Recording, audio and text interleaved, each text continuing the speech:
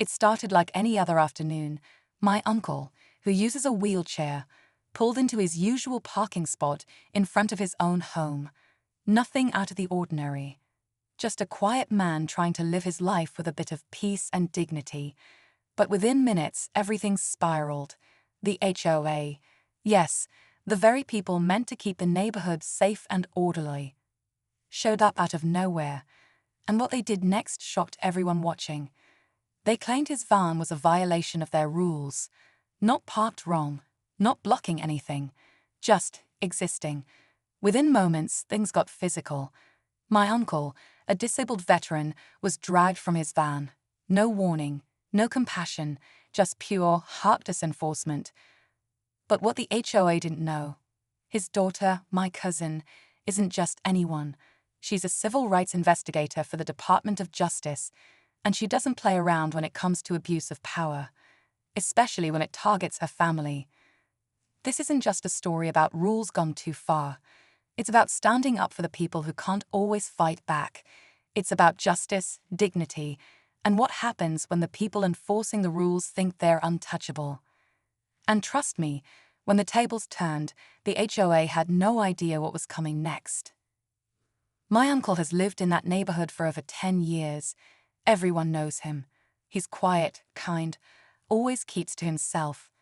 After the accident that left him in a wheelchair, he adapted his van so he could still live independently. That van is more than just a vehicle, it's his freedom. He parks in the same spot every day, right in front of his home. It's wide enough for the ramp to open and close safely. There's never been an issue, until recently. A new HOA board took over a few months ago, and they came in like a wrecking ball, tightening rules, handing out violations like candy, and acting like the whole street belonged to them. We all thought it was annoying, but no one expected they'd go this far. That day, they said my uncle's van was unsightly and didn't fit the neighborhood's aesthetic. That's literally the word they used. Unsightly, can you imagine? They didn't care that it was a wheelchair-accessible van, didn't ask questions, didn't even give him a chance to respond. A few board members showed up, started yelling, and within minutes they were forcing the door open and pulling him out. We were all stunned, but what really set everything in motion was when his daughter found out, and she didn't just get mad, she got involved. When my cousin heard what happened, she was in total disbelief. At first, she thought it had to be a misunderstanding. No way people would go that far over a van.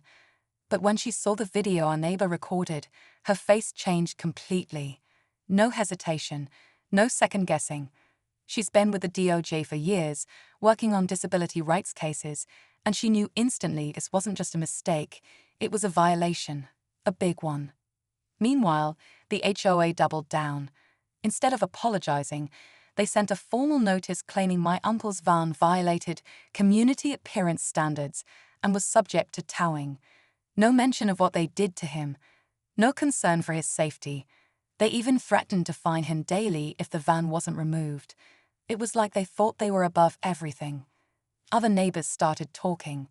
Turns out, my uncle wasn't the only one they'd targeted.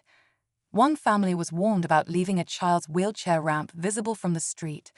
Another got a notice about non-compliant medical equipment on their porch. It started to look less like random enforcement and more like a pattern, a very disturbing one. But the HOA didn't know they were being watched now, not just by us, but by someone with federal-level knowledge of the law, and she wasn't going to let this slide.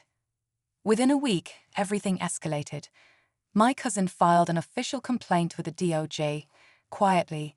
She didn't make a scene, no threats, no loud announcements, just paperwork, very specific, very detailed paperwork. But while that was happening behind the scenes, things in the neighborhood were getting tense. The HOA started patrolling more often. They put up new signs overnight. They even sent out a newsletter reminding everyone that personal vehicles must reflect the standards of the community. It didn't mention my uncle by name, but everyone knew who it was aimed. My uncle stopped leaving his house for a few days. He didn't want trouble. He just wanted peace. But every time he looked out the window, that van, his only way to live independently, was still sitting there, like a target. And the HOA, they kept circling like vultures, snapping photos, writing things down. It was like they were building a case for something bigger. Then one afternoon, a tow truck showed up. No warning, no notice, just parked in front of his driveway like it had a job to do. The neighbors came out. Phones were recording. My uncle was at the door, visibly shaken. And that's when my cousin pulled in. She wasn't in work clothes. She wasn't smiling. And something about the way she walked up told everyone this was about to get real. She walked straight past the tow truck driver, straight past the board members standing with clipboards, and stood right in front of my uncle's van, calm but firm. Everyone went quiet. No yelling, no drama. Just her voice, steady as ever, asking, "Do you have a warrant or a court order to remove this vehicle?" The driver looked confused. One of the HOA members muttered something about association bylaws. That's when she pulled out her badge, not her work one, but the one that showed who she was, who she worked for, and what she did. That should have been enough to stop things right there. But instead, the HOA president stepped forward and smirked. "This is private property," he said. "We don't answer to Washington." And that's when the second twist hit.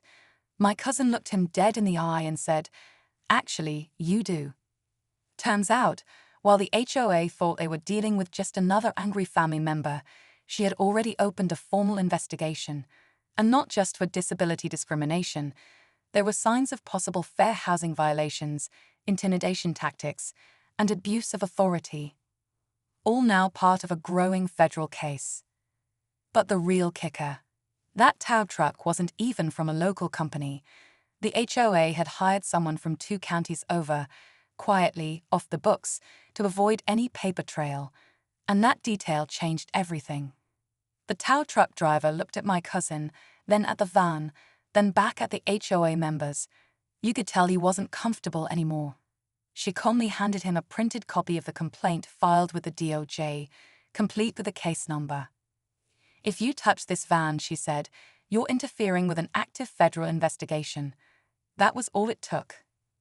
The driver threw up his hands, said, "I'm out," and drove off without another word. But the real moment, the climax, happened the next morning. A certified letter showed up on every doorstep in the neighborhood.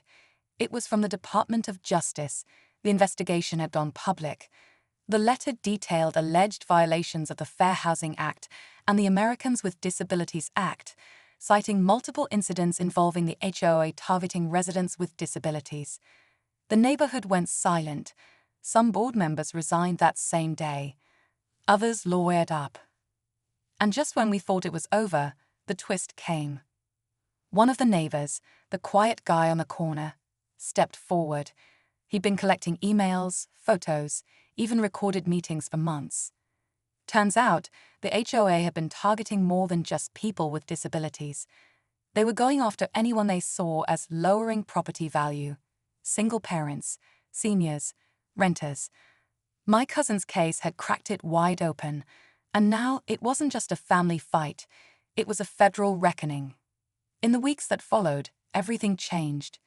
The HOA board was dissolved under legal pressure, and a temporary oversight committee was brought in while the investigation continued. My uncle's van stayed exactly where it belonged, right in front of his home. No more threats, no more stares, just quiet, which is all he ever wanted. The neighbor who came forward became a key witness, and more residents shared their stories. What started as one unjust act against a wheelchair-bound man became the spark that exposed a much deeper problem. My cousin didn't just protect her father, she helped the whole community reclaim their voice. And she did it not with yelling or revenge, but with facts, law, and calm determination. It was a reminder that disability rights, housing equality, and fair treatment aren't optional, they're protected for a reason.